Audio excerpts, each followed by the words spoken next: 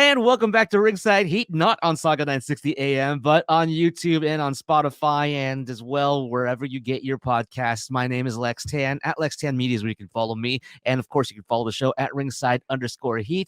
And of course, you can follow the members of the Ring Crew who are here today at Taboada 93, Jose Taboada, at Risen 72, Colin Dodge, and at Coca Collects, Chico Nuguid. Guys, thank you for sticking around for some more content right over here. Yeah, anytime. We were forced. I'm kidding. Yeah, I just turned everything off. So yeah, I'm still here. Okay. Yeah. There's the I don't know what the thumbs up is, but yeah, no, I mean there's still a lot to talk about, but yeah, if you listen to much to talk about, it's great. Yeah, but if you listen to the radio stuff, thank you so much, guys. We always appreciate the views and the clicks here. But yes, Indeed. Again, this is just another step forward to enhance, continue the growth of our YouTube channel. We are trying to plan. We are discussing plans about other additional content other than our weekly episodes here, which I have decided to take control of and try to help steer that path there. So we're excited to see what the future can hold in the next month or so, and see if we can get something going. For content, like Chico has ideas, Colin has ideas, John has ideas, so does Steve, and then I'm virtual here. thumb wrestling. I want to try. That is not what we're doing. Sergeant Slaughter acknowledging the tribal chief and picking my nose at the same time. That's concerning. So point is, guys, we're excited. I know it's the internet, but come on. Oh, God. We're excited for it, and so we can't wait to see what the future holds. But for now, let's get into that bonus content. Lex. Yeah, let's talk about what happened on the final segment of SmackDown last Friday with the confrontation, the face-to-face confrontation with the Tribal Chief Roman Reigns, and of course the American Nightmare Cody Rhodes for the first time in weeks. People like me, you're gonna give me an in case you missed it because I did. So in case you missed it, yes, one was preventable. The other one wasn't. You decide who goes what. And as soon as they fire that person, I just might come back. Well, in that case, I might as well prime you up for this segment. Bye, Colin. Paying attention. Let's go. So Roman Reigns comes out with Paul Heyman by his side, and of course the undisputed WWE Universal Championship, which apparently they've dropped the undisputed last Friday on that on the title card. Yeah, dude, I don't know if it's ever really official. They've been so ambiguous about it, but like I don't care. Just call it the WWE Championship. I'm okay with that too. I think Unless no matter it has 7 names, it's not real. We know it's the WWE. Yeah, exactly. No matter what, it's a WWE Championship. Whether they add in a couple things here and there, but I don't think there's going to be any ever concern about them not saying it when we know it is. You know what I mean? Like, we follow enough. You're gonna be okay, Chico. That's my point. You're going to be okay. Thank you. I needed to hear that. Thank you. Anytime. Not okay. I'll go eat a cookie. I want undisputed Viking experience world heavyweight championship. For comfort. So the Tribal Chief and the Wise Man make their way to the ring, and then they do a little thing, acknowledge me and all that sort of stuff. And then Cody comes out. He's by himself, and just as they promised, just as both of them promised, that if Roman came along. Of course, and he even referred to the Wise Man as not a physical threat to Roman to Cody Rhodes. And so, if Roman came alone, Cody came alone, and they had their exchange with each other. And barbs were shot at each other, and of course, your typical fare of promos. Now, don't get me wrong, Roman Reigns and Cody Rhodes are very, very excellent promo artists in this industry, and of course they wouldn't be where they are without the promo, obviously. But at the end of it, it looked like that they were going to not have anybody run in. Roman Reigns refused to shake Cody Rhodes' hand in sportsmanship, and so as they made their way up to the ramp, Roman and the Wise Man, then that's when Solo and Jimmy came forward about to attack Cody. But wait, exactly. There's more. Jay and the walking clown emoji, Seth Rollins. They come out and yes. What have they done to you? Anyway, Thank you, Dwayne. But and they have their little standoff, and unfortunately, I would say maybe out of this whole buildup since the press conference in Las Vegas, or the quote unquote press conference in Las Vegas, I think this might have been the weakest segment in this whole buildup to the Cody Roman matches at WrestleMania. I think Vegas is more of a 23andMe demonstration. But anyway, go on, Jose. wow. Yeah, I'm gonna what? Contact Family response. tree reveal. Genealogy. Oh god. Just go and make your point, Jose. Oh, So yes, I I do think it was the weakest, and there are a lot of factors as to why why that was. Well, not necessarily like why it was weak, but why it unfolded the way that it did. I mean, number one, continue to build up the anticipation and the tension for the big payoff, because I think at some point we are going to see a massive brawl. I expect that to happen the week of WrestleMania, April 1st and April 5th, when Raw is in Brooklyn, and then when SmackDown is in Philadelphia, of course, once they're all settled. Brooklyn. Two, obviously, there's a lot of matches at stake.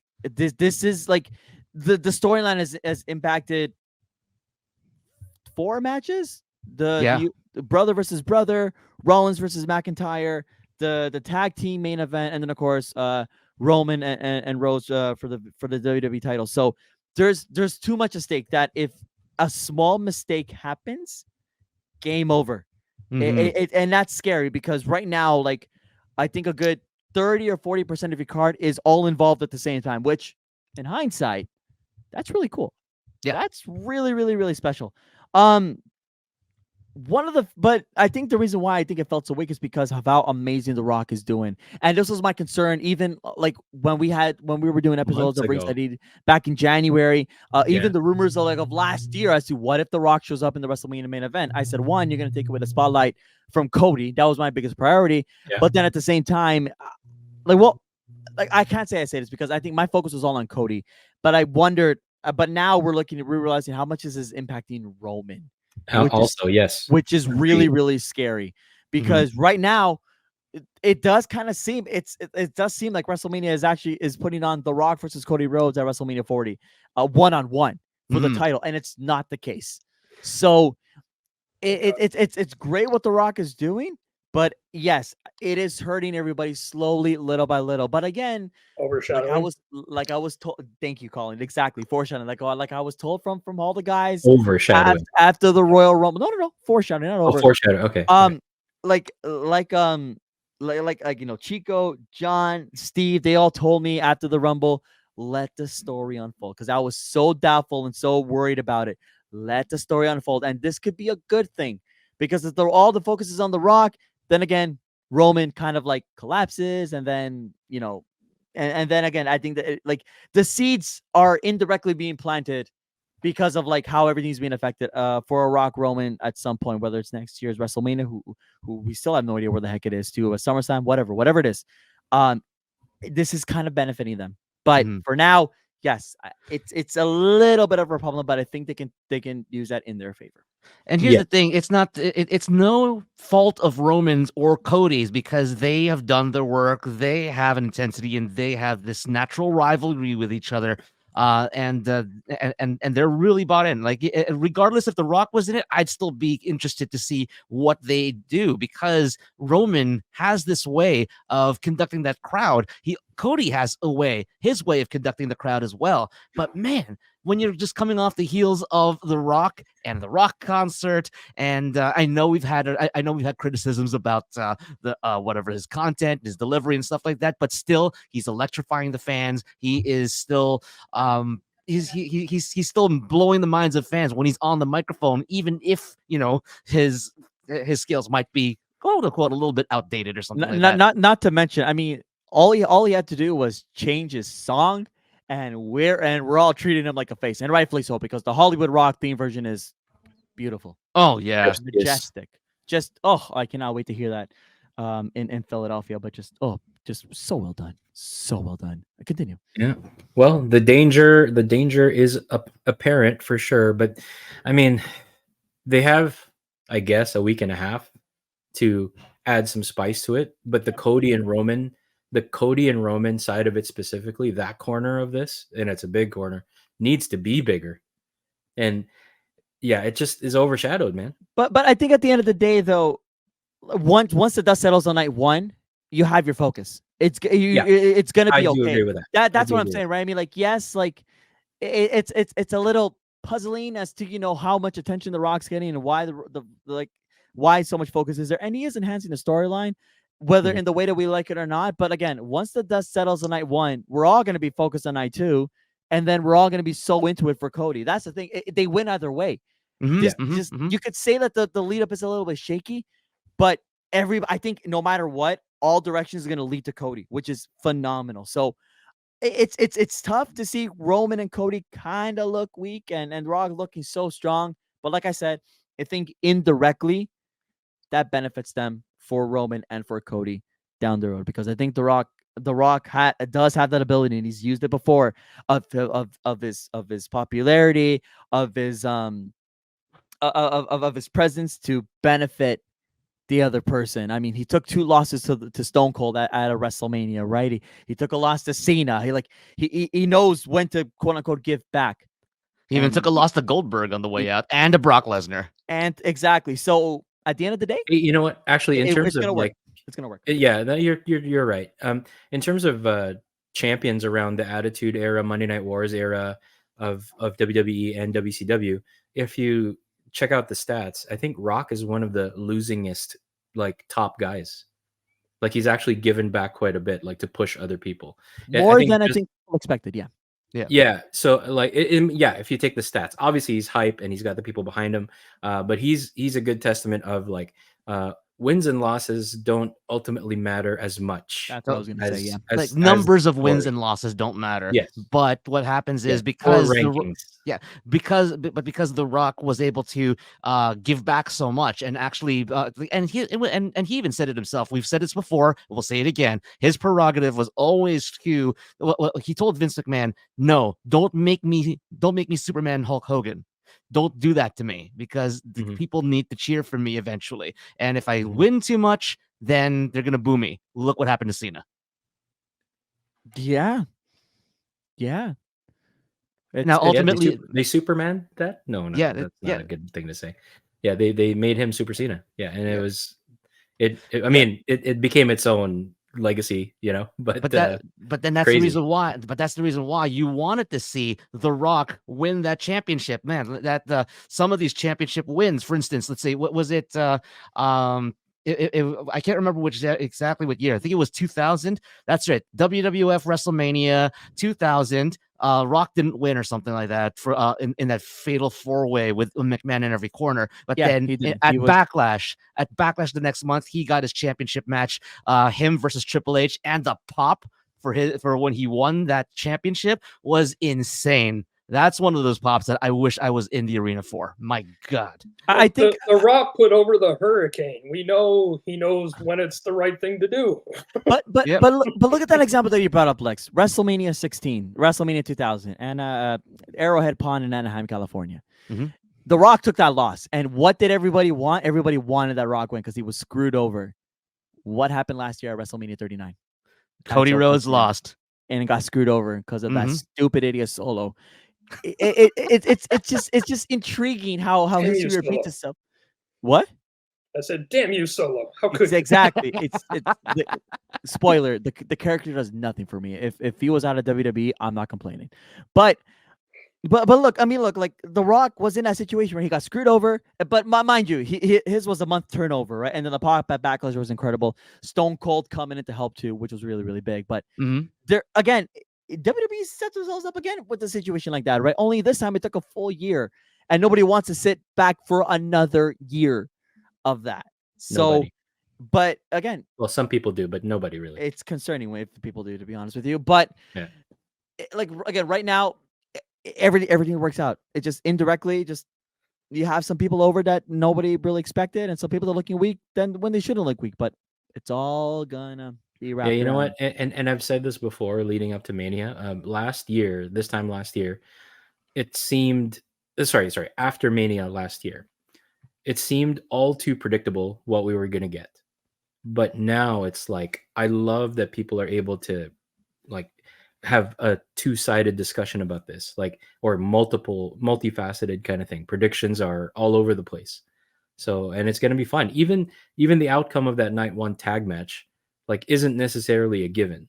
But, you know, I mean, we kind of all know which outcome is probably going to prevail. Right, But exactly. Yeah. but it just, there's still uncertainty about it, and therefore not as much certainty about the night 2 weekend closing match, the main event. So I mean, I love that. I love that we're at a point where we're going to enjoy it live. We're going to see it all play out so well, and it's just going to be great, man. Well, I mean, the excitement's so real, everybody, that I sent our group a sky photo of the parking lot of Lincoln Financial, of Citizens Bank Park, and of course the Wells Fargo Arena, where, by the way, sports complex. Yeah, the Philadelphia did this so right, having an entire massive acres of land just dedicated for their parking, so no issues whatsoever. So, folks, gentlemen, pick out your parking spaces and find a spot and just relax and have fun. And we're gonna go in and have a lot of tailgates too. Apparently, a lot of different tailgates. Yeah, Colin, what do you recommend we bring if we do decide to tailgate, Colin? Because we're all gonna have our respective cars going over. What do you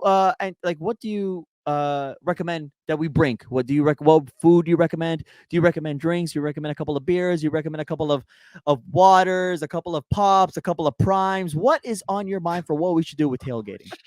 Zoas, maybe? Beers for sure. Food that's easy to hold. You don't need anything where you need any kind of surface to put stuff on. So easily held kind of food. Yeah, beers for sure. The most important thing, though, would be some kind of, even if it's Bluetooth speakers, really good speakers, and play really good music. Right. I don't want to start a debate on what the good music is, because we all have our differences. For a 2-hour marathon of Limp Bizkit's "My Way" to honor WrestleMania 17. And then just for breaks, because it was for 17, and that's actually a good song. But yes, they're one good song for me, you could say. Sorry, people just call me out of nowhere with that one. The Beautiful People. That song was, man, that album cover and that song are really dark. Yeah. Also, it was such a fun SmackDown theme. Oh, and it was was it Raw for a little bit? Yeah.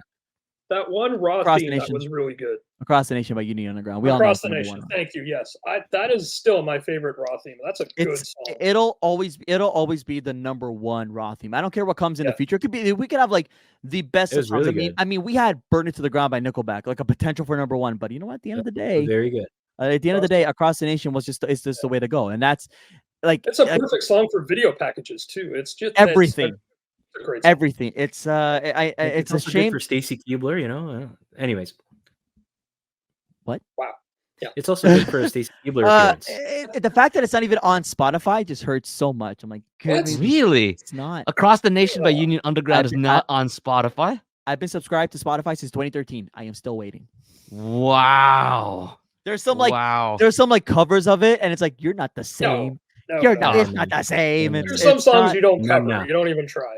Yeah, that's one of them. That's definitely one of them. Exactly. But yeah, so good music. Not necessarily finger foods, but food that's held easily, and beers for everybody. What flavor of prime? Cheesesteaks. So what flavor? Well, you. Wow. No, I am excited to try my first cheesesteak. I've never done it. When I was last in Philly for the Royal Rumble. I would say lower your expectations. It's an American meat and cheese sandwich. Okay, so it's a hoagie, but they can be very good. But they can be very good. But it's labeled Philly, so it's the way to go. So okay, yeah. No, I'm not saying that, but like in terms of if you have a gourmet taste going into it, just remember it's meat, it's cheese, it's onions. It's also a bun. was us, you know, cheese whiz, cheese whiz. Like, you know what? I'm actually now but that I love it. Now that we're bringing up what we're going to do, I have asked the guys, and we're starting to slowly plan out. But I do want to vlog our adventures. I do want to create a big video of everybody's experiences, what we got going on from our perspective, because we're not going to be together at all times. video diary. We're not gonna be together at all times. Like Lex and Chico, they're gonna be with them.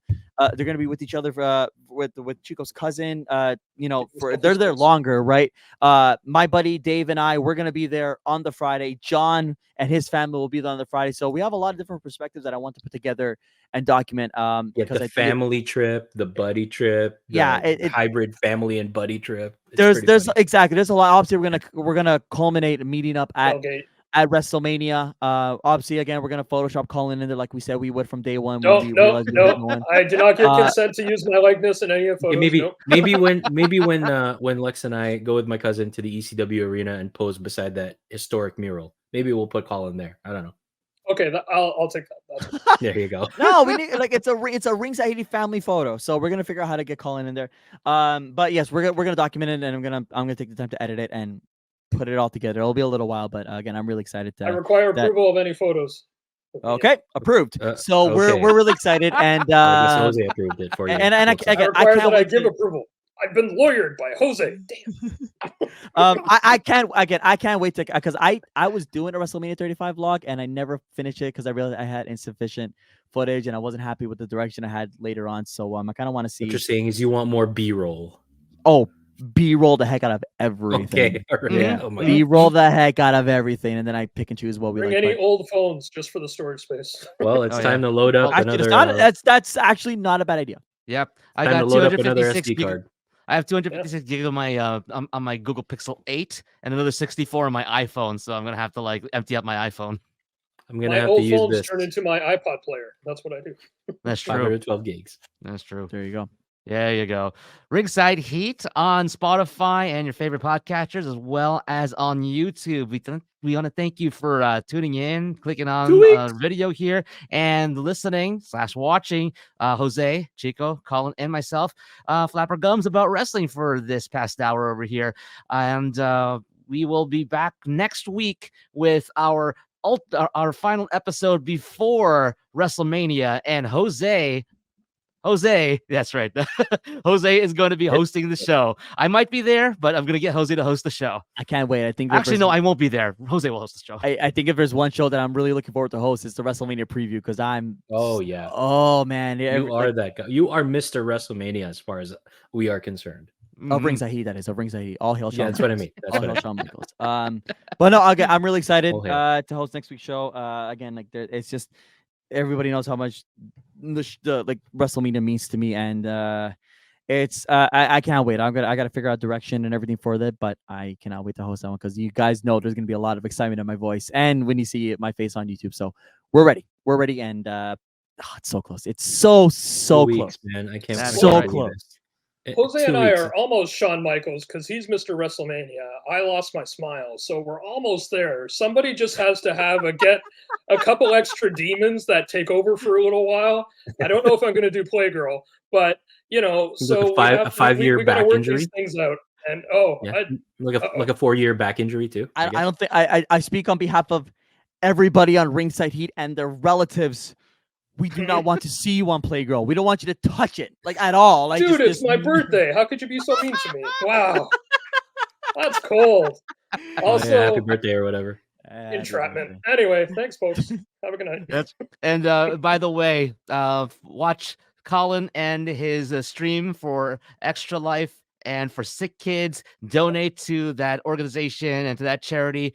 Without that, Colin would not be here today. You have time until midnight tonight. I will match whatever you donate up until midnight tonight. Today being Sunday, my birthday. Wink. There you go. And this may be posted after, so if you are listening to this after the fact, please, we'll put up links in the description. We'll set up links. We'll set up cards and everything. Just tweet at Risen72 as well, because he could hook you up with all the information for donations as well. Yeah, I'll fundraise all year. It's just this weekend I'm matching, but yeah, I'm gonna ask.